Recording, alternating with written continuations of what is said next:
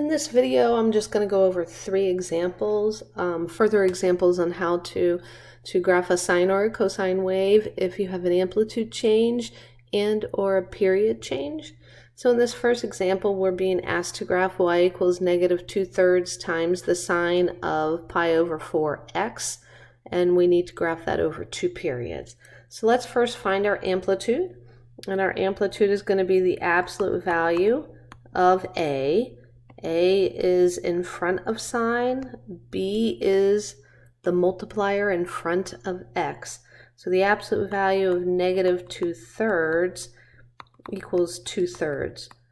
All right, so from the resting position at y equals 0, this graph will only go up by 2/3 and down by 2/3. So what is the period going to be for this graph? The period will be, let's calculate tau. Again, we calculate that as 2 pi over b, and in this case it's pi over 4. Okay, so our period here is going to be 8, and you can see that this is definitely a stretch. It's greater than 2 pi, which is 6.28 something. So since this is greater, we're stretching our period out. But we are compressing, right? We are stretching our period, but we are compressing the graph. All right. So let's get started. We need to lay 8 out on our x-axis into 4 equal parts. So I'm going to count out 4 equal parts and label the last one 8. And then the middle one will be 4, and this will be 2, and this will be 6. So let's go ahead and label our y-axis. And let's say the first is going to be 1/3, so the second here will be 2/3. So this will be negative 1/3 and negative 2/3. And because we need 2 periods, we're going to go backwards. So we'll label our graph on the x-axis backwards as well. All right, so let's go ahead and figure out some of these calculations. So if we put in 0 for x, we get negative 2/3 sine of, if I multiply by 0, pi over 4 by 0, I get 0. Sine of 0 is 0 times 2/3 is 0. If I put in a 2, negative 2/3 sine of 2 times pi over 4 is pi over 2, and I know that's 1, so I'm going to be at negative 2/3. If I put in a 4, I get negative 2/3 sine of 4 times pi over 4 is just pi. Sine of pi is 0, so I'm back at 0.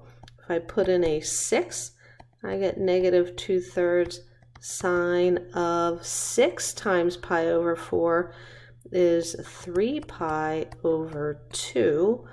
So I get negative 1, and then when I multiply by a negative 2/3, I get a positive 2/3, and then 8.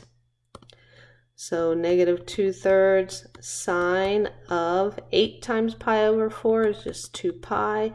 Sine of 2 pi is 0, so when I multiply, I'm back down. So now when I graph my graph, it's going to look like this, and you can see that we flipped our normal sine function over the x-axis. Now I have to take this piece that has a period of 8, and I need to move it backwards to match up to this. So I'm going to move this point right here. I'm going to move it back to 8. I'm going to move this next point to the next quartile mark. I'm going to move this next point to the next quartile mark. I am going to move this next point to the next quartile mark. And you can see that this one is already at 0 to match up. So when I draw it, it looks perfect. All right, let's move on to our next. Oh, before we go, I want you to notice that our amplitude, our highest distance from our resting position is the x-axis, y equals 0, is 2/3. and our smallest distance from our y-axis down is 2/3 as well, so our amplitude is correct. And you can see that our graph does not repeat anywhere within the distance of 8 here. We have a complete picture of our sine wave in that distance. All right, so let's move on to our next example. All right, so this one might be just a little bit different than the others. Our amplitude is going to be the absolute value of pi, so that's just going to equal pi. And I want everybody to understand that our period has to be a positive amount. So when we calculate this, I'm going to take the absolute value of b. And so my period is 2 pi again. Okay, even though I'm putting in a negative in for my cosine angle. So let's go ahead and draw out our graph. Let's label everything. I'm going to mark off 4 in both directions. It didn't say how many periods, so I'm going to assume that it is 2 periods. When I find a midpoint, I get pi, and on this side, negative pi. When I find a midpoint here, I get negative pi over 2. So this is going to be negative pi over 2. And then this is going to be 3 pi over 2. And this is going to be negative 3 pi over 2. So now I have an amplitude of pi. So I'm just going to mark it up here on my graph. And you can put it on one of these marks here. So I'm going to just mark it at the 3rd mark as long as you label it. It can go anywhere on any of the marks.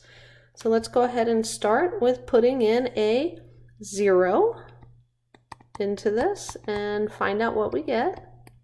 Cosine of negative 0 is just the cosine of 0. Cosine of 0 is 1, and 1 times pi is pi, so let's mark that. At negative pi over, or I'm sorry, that is a positive pi over 2. At positive pi over 2,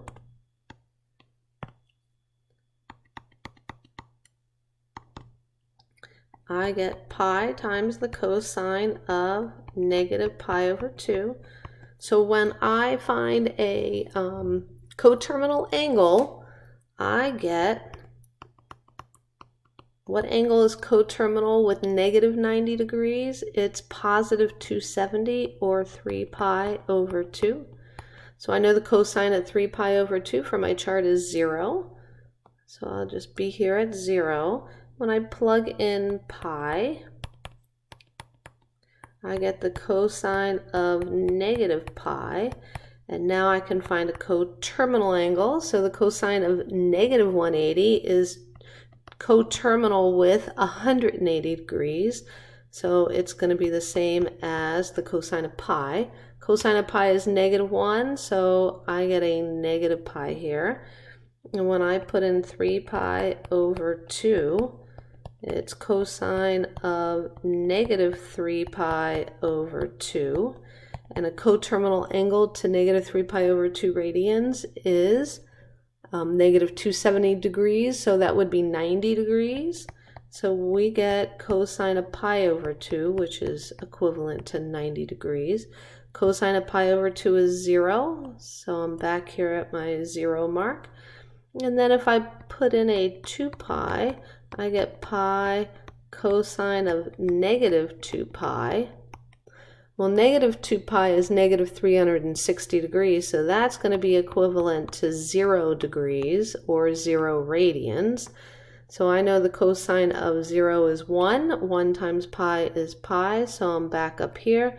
So when I graph this, I get a nice smooth curve that looks like this. And now I need to move this backwards to graph my second period. So my first mark at my first or the beginning of my period is at pi. My second quartile is going to be at 0. My third mark halfway through my period is going to be down at negative pi. My fourth will be, my 3/4 mark will be at 0, and then my last will be up here at 1, and we already have a point there. So now I'm just going to draw it in so that it matches, and we're done. Okay, we have one more example to go through.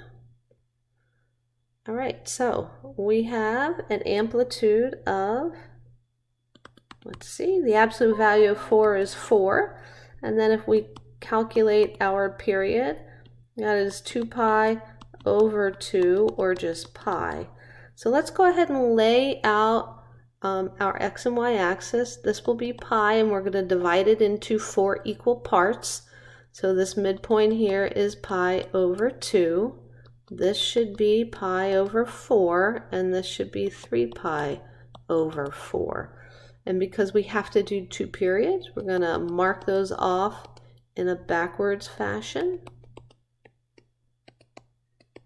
And then we're going to go ahead and mark our y-axis, right? We have an amplitude of 4, so I'm just going to put 4 all the way at the top, -1, -2, -3, and -4. When we plug in pi over 4, we're going to get 4 times the sine of 2 times, oh, I forgot 0. We'll plug in 0. 2 times 0 is 0. The sine of 0 is 0. All right, when we plug in pi over 4, we get 2 times pi over 4, or pi over 2, which is 1. 1 times 4 is 4. When we plug in pi over 2, we get 2 times pi over 2 is pi. The sine of pi is 0, so we get 0. When we plug in 3 pi over 2, we get 4 sine. We multiply that by, oh, that's a 4, I'm sorry. We're going to multiply that by 2, so we get 3 pi over 2. So I know that's -1, so this will be a -4. And when I plug in pi, I get 4 times the sine of 2 pi. Sine of 2 pi is 0, so I'm back here at 0. And my graph looks like this. And now I have to move my points back to graph my other period. So I'm moving them back a whole period. So my next point, my quarter mark, will be up here. My halfway mark will be at 0. My 3/4 mark will be at -4, and then my end of my period will be back at 0. I have my points all laid out, and do try to make this a curve and not points. And that is it for my examples.